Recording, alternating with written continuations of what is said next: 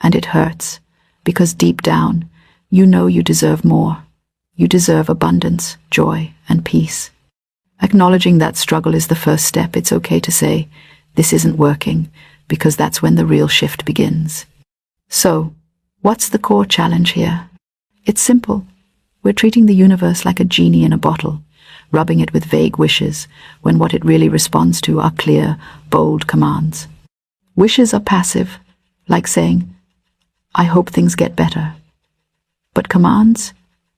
They're active decrees, like I claim my perfect health now. Why does this matter?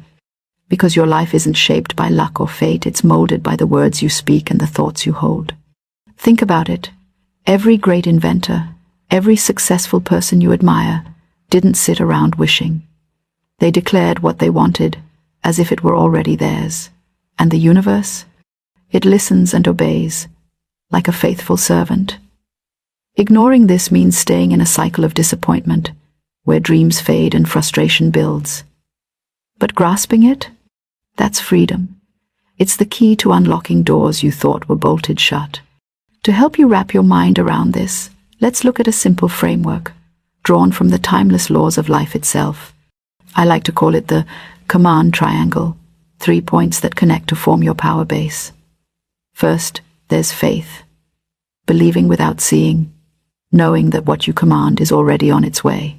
Second, words, the spoken decrees that set the wheels in motion.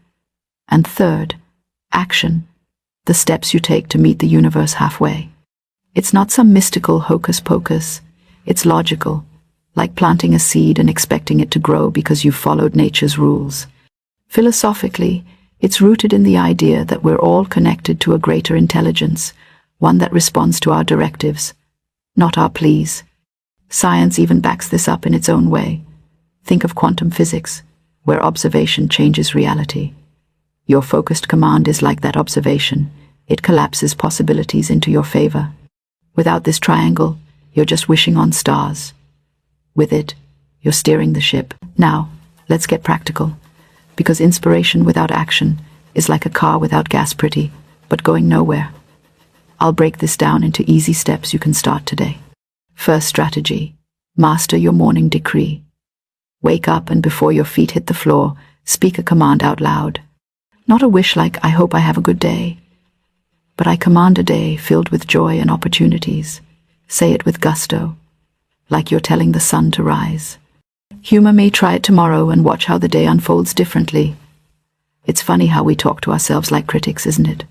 Oh, I'm so clumsy, we say after spilling coffee, and then wonder why we keep tripping over our feet. Flip it. I move with grace and ease. Boom, command issued. Universe on alert. Second step. Identify your blocks and command them away. We all have those nagging doubts, like little gremlins whispering, you can't do that. Sit quietly for 5 minutes. Yes, just 5. No need for a meditation marathon and list 1 or 2. Then, command them out. I release all fear of failure. I command success in its place. It's relatable because who hasn't felt that imposter syndrome sneaking in? But here's the humor. Those gremlins are like bad house guests. They overstay until you firmly show them the door. Don't beg them to leave. Command it. And to make it stick, pair it with a small action, like applying for that job you've been eyeing. The universe obeys when you show you're serious. Third strategy. Use affirmations as daily commands, but keep them fun and light.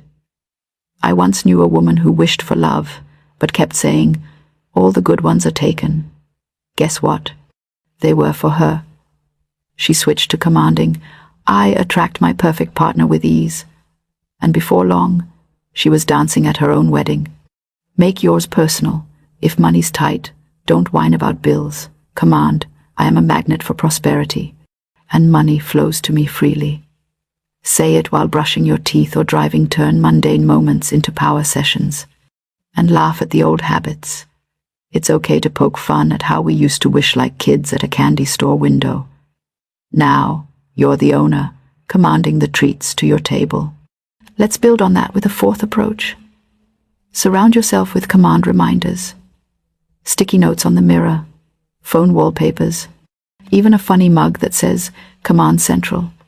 Write commands like, I command perfect health, or I decree harmonious relationships. It's inspiring because it turns your environment into a cheerleader. Why does this work? Because repetition reinforces the triangle faith builds. Words echo, action follows. And if you slip up, no big deal. Humor helps. I chuckle thinking of times I've commanded peace, only to snap at traffic. Just reset. I command calm in all situations. Easy, right? Fifth step. Practice gratitude as a command amplifier. It's not just saying thanks, it's commanding more good by acknowledging what's already here. End your day with, I command even greater blessings tomorrow, thankful for today's gifts. This shifts you from wishing for more to commanding expansion. Philosophically, it's like telling the universe, I see your work, keep it coming. And practically, it feels good. Try it, and notice how worries melt away, replaced by that inspired buzz. Now, for those tougher challenges, like health or big dreams, layer in visualization. Close your eyes for a minute. See yourself healthy, vibrant, commanding wellness. Feel it, speak it. My body obeys my command for perfect health. It's logical. Your mind directs your body. Just like athletes, visualize wins. Add humor. Imagine your ailments as cartoon characters scurrying away at your command. Scram. You pesky cold, I command vitality. Keeps it light, yet powerful. Sixth strategy. Handle setbacks with commanding redirects. Life throws curveballs, but don't wish them away. Command the lesson and the turnaround. Lost a job? I command a better opportunity that aligns with my joy. It's inspiring because it turns victims into victors. Remember, the universe isn't punishing you, it's responding to past commands or lack thereof. Shift now and watch the obedience kick in. Let's talk relationships. Oh, the drama. If you're wishing for harmony, stop and command it. I decree loving, supportive connections in my life. But act on it. Reach out. Forgive. Or set boundaries. Humor alert. Relationships are like gardens. Wish for flowers and weeds take over. Command the bloom and pull those weeds with a smile. On money matters, many wish for wealth but command poverty with complaints. Flip to, I command financial freedom. Opportunities abound. Then, take steps like budgeting or side hustles. Its philosophical abundance is your birthright, but you must claim it boldly. Seventh step. Build a command community. Share this with friends. Discuss your decrees. It's fun, relatable. Laugh over slip-ups. Celebrate wins. Strength in numbers, as the saying goes. Eighth. Integrate commands into work. Wishing for success? Command. I excel in my career. Promotions come easily.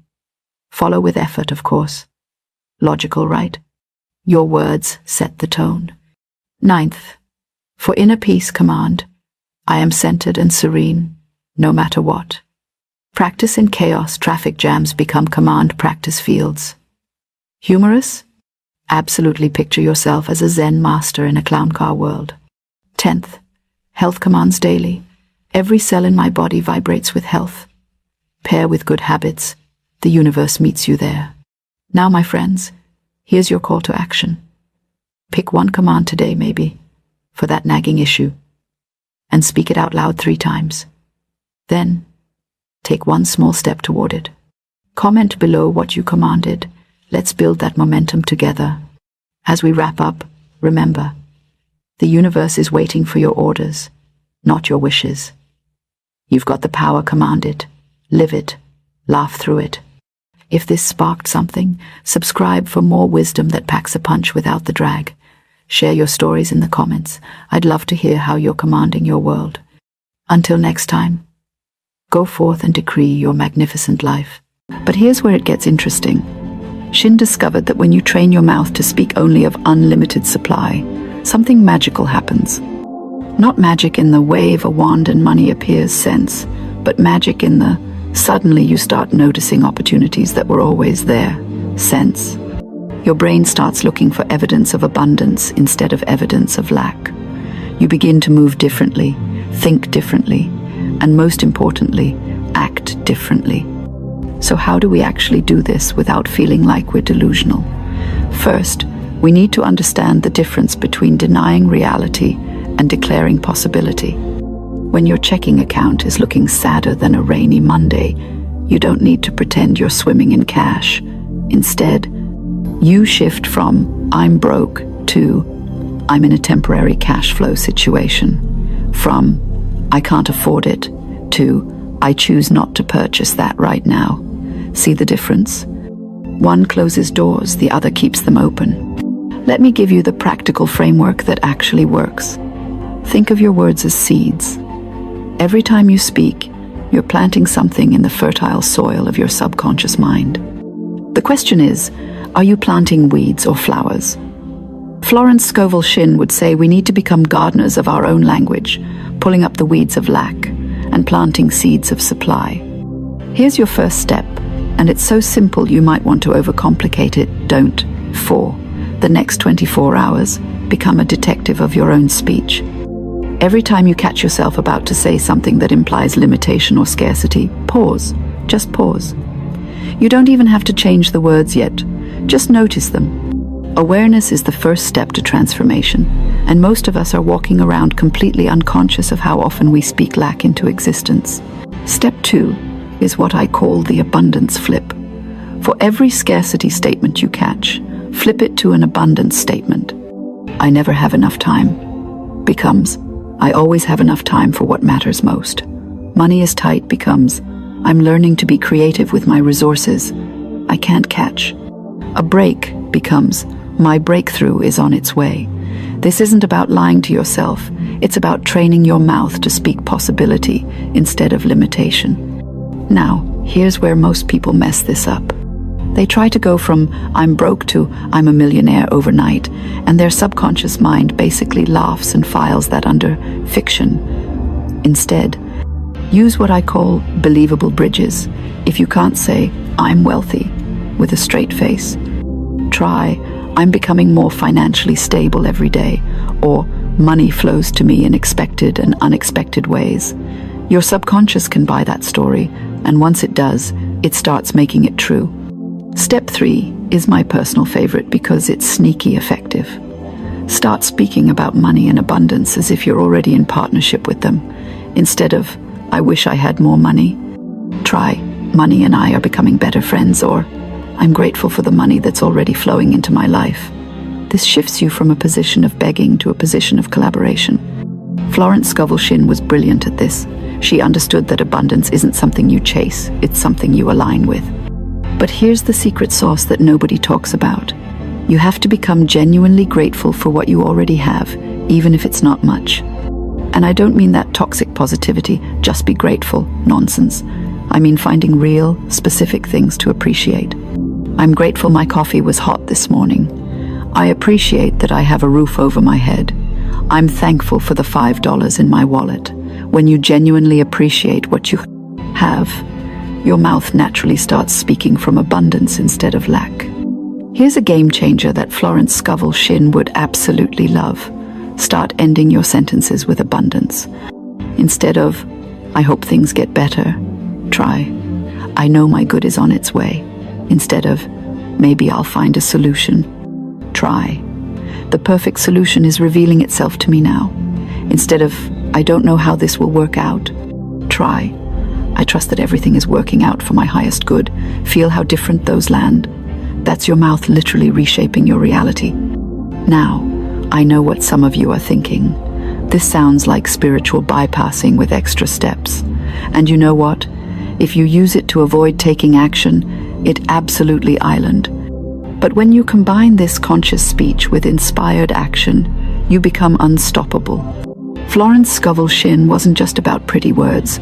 She was about aligning your speech, your thoughts, and your actions with abundance. Here's your challenge, and I want you to start this right now, today, before you finish watching this video. Pick one phrase you say regularly that implies limitation. Maybe it's "I can't afford it," or "I never have enough," Or money doesn't grow on trees. Write it down, then write an abundance version next to it. Commit to using the abundance version for the next 7 days. That's it. One phrase, 7 days, and watch what shifts in your world. The beautiful thing about training your mouth to speak unlimited supply is that it's not just about money. When you start speaking abundance in one area, it ripples out everywhere. Your relationships get richer, your opportunities multiply, your creativity explodes, and yes, your financial situation improves too. But it all starts with those words rolling off your tongue. Florence Scovel Shinn knew something that we're just remembering. We are not victims of our circumstances, we are creators of our experience. And the primary tool of creation, the words we speak. Every single day, with every sentence, you're either building bridges to abundance or walls around limitation. The choice is always yours. So here's my invitation to you. Start today. Start right now. Train your mouth to speak only unlimited supply, and watch as your world transforms to match your words. Because here's the truth that Shinn understood so deeply. The universe is always listening, and it's taking notes. Make sure those notes are filled with abundance, possibility, and unlimited supply. If this resonated with you, drop a comment below with your biggest scarcity phrase and its abundance flip. Let's support each other in this journey of conscious speech. And if you want more content like this, hit that subscribe button, because we're just getting started on this adventure of abundance. Remember, your words are powerful, your voice matters, and your abundance is not only possible, it's inevitable when you align your mouth with unlimited supply. Now go speak your abundance into existence. Likewise, when your consciousness connects with divine law, miracles become automatic. You stop hoping and start knowing.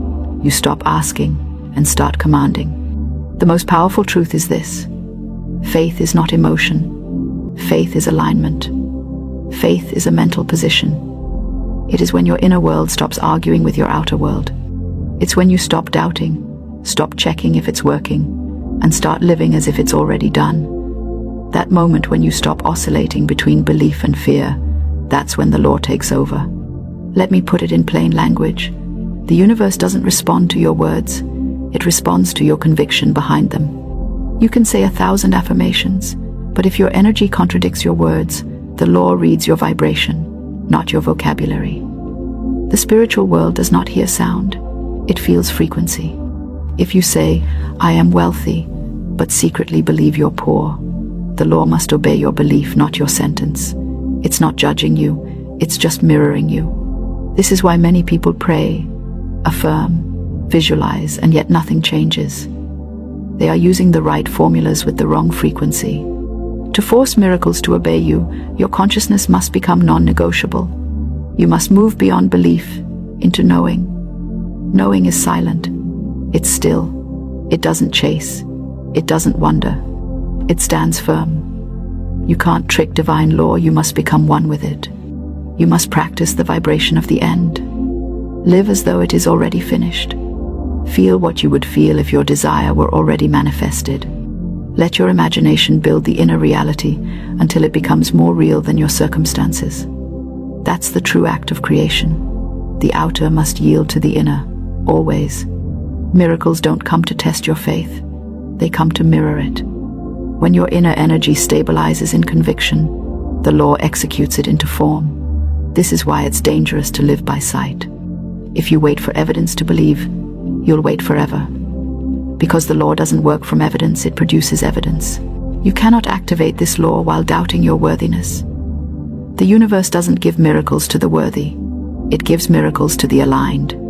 The moment you vibrate as one who already has, creation rushes to confirm it. That's why some people seem lucky. They're not lucky, they're congruent. Your feeling is your decree. Every time you sustain a feeling, you set spiritual law in motion. You don't need to convince anyone. You don't need to announce it. Just remain in the state of the answered prayer. You may not see it yet, but law is already at work. What is unseen is far more active than what is visible. The real test is not waiting for the miracle, it's maintaining your state until it appears. The impatient heart cancels what it commands. The calm heart anchors what it knows. The moment you let go of worry, you create space for law to deliver. So, understand this clearly. Miracles are not random blessings, they are the predictable effect of spiritual law operating through your consciousness. When your thought, emotion, and belief align, the invisible must obey. It's not magic, it's mechanism. Stop thinking miracles are rare. They are constant. They are as normal as gravity. You don't notice them when you're aligned because life feels natural. You're not shocked when the light turns on, you simply expect it. That's how spiritual mastery works. Expectation replaces surprise. When you understand this law, you move differently. You stop asking, when will it happen? Because that question itself reveals disbelief. You already know it's done. You're just watching time catch up to your vibration. And when time catches up, everyone else will call it a miracle. The truth is, the law doesn't respond to time, it responds to state. The moment you reach the mental frequency of your desire, the universe matches you. Time only measures how long it takes you to believe. The faster you release doubt, the faster the law responds. Because it was never withholding anything. It was simply waiting for you to stop contradicting yourself. The command of miracles is not found in pleading, but in presence. You must be conscious of your power at all times. Not arrogant, but aware. Every word is seed. Every thought is blueprint. Every emotion is instruction. This is how you begin to master the unseen. You stop fighting life and start forming it. You speak less, but mean more. You move slower, but manifest faster. Because every step is deliberate, and every silence carries power. The moment you master this awareness, you no longer chase outcomes. Outcomes chase you. Because you've become the cause, not the effect. You're no longer reacting to reality. Reality is reacting to you. And that, right there, is when miracles start following you around like shadows. Not because you demanded them, but because you finally understood that they had been waiting all along for you to align. Miracles are not favors, they are fulfillments of divine law. The law that forces them to obey you begins with assumption, matures through conviction, and manifests through peace. Hold that peace, and creation must bow. Because once you've aligned with the law, miracles stop being events, they become your natural way of living. The secret behind spiritual mastery is consistency of vibration. You can't speak faith in the morning and fear at night.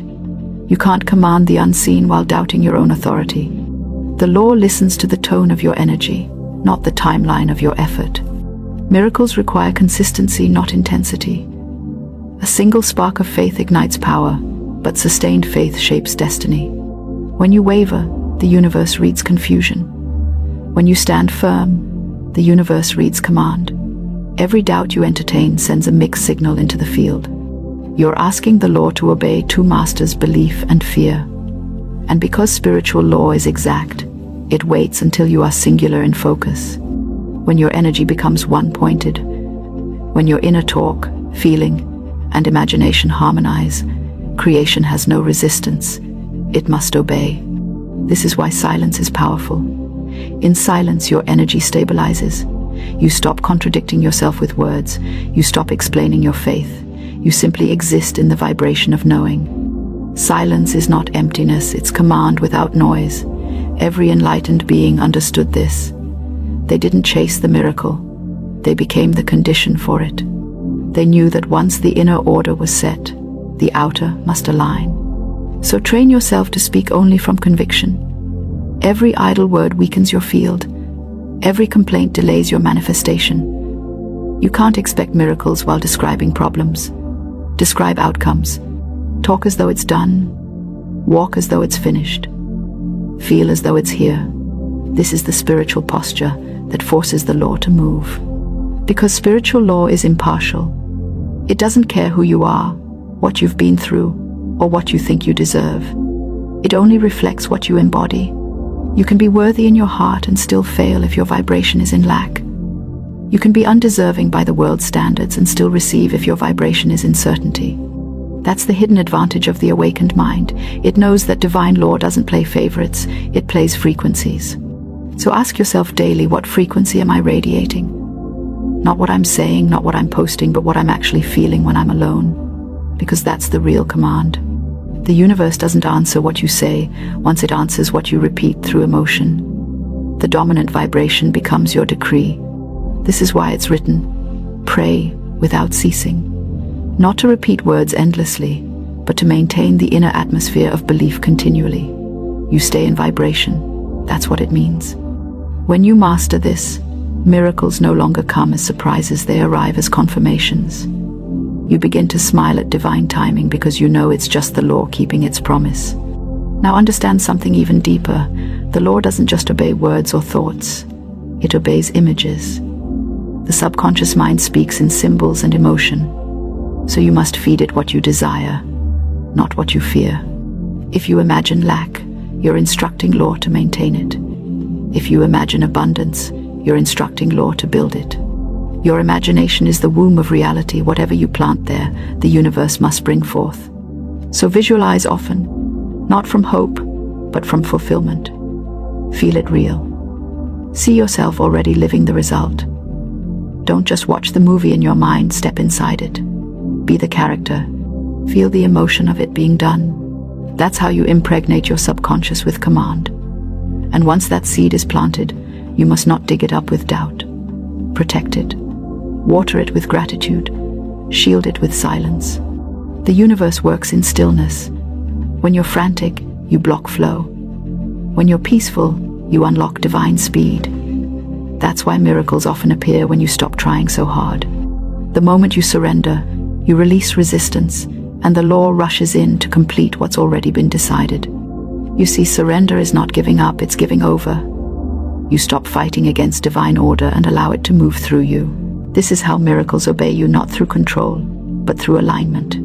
Not through force, but through flow. The moment you embody gratitude before evidence, the universe has no choice but to produce the evidence. Gratitude is proof of faith. It signals completion. It tells the law, this is done. And when the law hears completion, it must perform fulfillment. You don't need to shout to command miracles. Authority is quiet. You don't need to prove anything, you just need to stay aligned. Command is not arrogance. Command is awareness. Awareness of your divine right to co-create reality. When you live this truth, everything around you begins to synchronize. You'll notice patterns, signs, alignments, not because the universe suddenly started helping you, but because you finally started hearing it. You will begin to trust divine timing. You will stop rushing outcomes. You will understand that delay is not denial, it's perfection unfolding. The moment you let go of how, you make space for the wow. So live in command, not by demanding, but by knowing. Speak only what you want. Think only what supports it. Feel only what confirms it. That's the highest discipline of creation. And then watch as the law fulfills itself, not as a favor, but as a function. Not as a miracle, but as a result.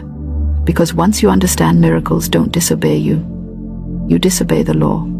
And once you stop doing that, the impossible becomes your normal. That is the law that forces miracles to obey you. Think about it this way. Imagine you walk into a restaurant and the waiter asks for your order. You say, I'll have, something good. The waiter stares, waiting. You sigh and say, just surprise me. Now, if that plate comes out looking questionable, who do you blame? The waiter? Or the fact that you never decided what you wanted in the first place? That's exactly how the universe operates. It doesn't decide for you. It delivers what you declare. So here are the 5 exact words that shift everything. It is already done now. That's right, simple but powerful. Say it out loud with me. It is already done now. Doesn't that feel different? There's a certain calm that settles in your spirit when you say it, isn't there? Because that phrase doesn't beg, it commands. It doesn't wish, it knows. It doesn't hope, it accepts. You see, most people talk to the universe in future tense. I will have it one day, or I hope it comes soon. But the universe doesn't operate in the future. It only knows one time, the eternal now. Everything that exists now. The moment you say, it is already done now, you bring that invisible desire into the realm of the visible. You call it into being. Let me make it even clearer. Imagine you order something online. You don't stand by the door all day shouting, "Where is it? Where is it?" No. You place the order, you get your confirmation email, and you relax. You know it's coming. You might not see it yet, but you have full confidence it's on the way. That's what faith feels like. Faith doesn't chase, faith rests. And "it is already done now" is the divine confirmation email of your life. But here's where most people mess it up. They cancel their order halfway. They say, "I believe it's coming," and 5 minutes later, "Maybe it's not meant for me." That's like calling customer support and saying, "Actually, forget it. Cancel my delivery." Then when nothing arrives, they say, "See, it didn't work." Oh, but it did work. It just worked according to what you said. The universe is incredibly obedient. It doesn't have favorites. It has frequencies. Whatever you say and truly believe, that's your signal, and the universe matches that signal perfectly.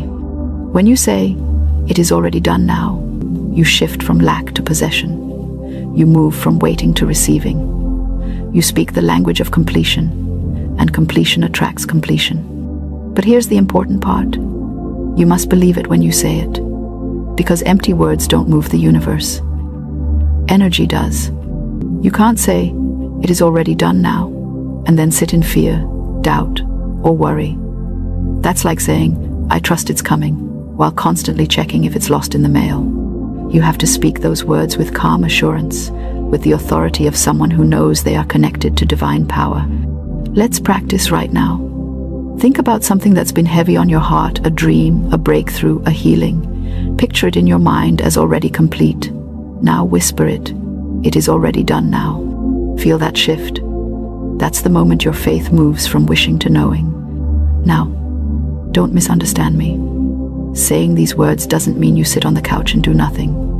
The universe works through you. Your inspired actions become part of the process. After you declare it, ideas will come, people will appear, opportunities will nudge you, and it's your job to follow those leads. But what you must not do is panic. Panic sends the wrong order. It says, "I don't trust the process." And when you don't trust the process pauses. Let me tell you a short story. A woman once came to me in distress. She said, "I've been praying for money for months, but nothing is changing." I asked, "What do you say when you pray?" She said, "I say I need money, I need help." I smiled and said, "Well, that's the problem. You're affirming the need, not the supply."